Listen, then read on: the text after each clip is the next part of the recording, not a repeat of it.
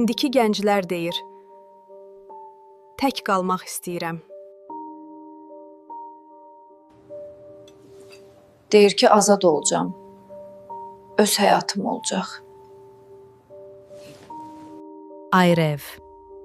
İlk günlər səssizdir, rahatdır. Sonra sükut uzanır. Sual verən olmur.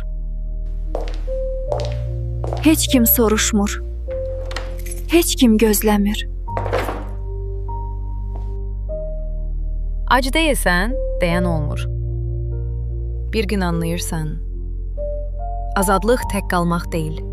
Azadlıq kimsəni tək buraxmamaqdır.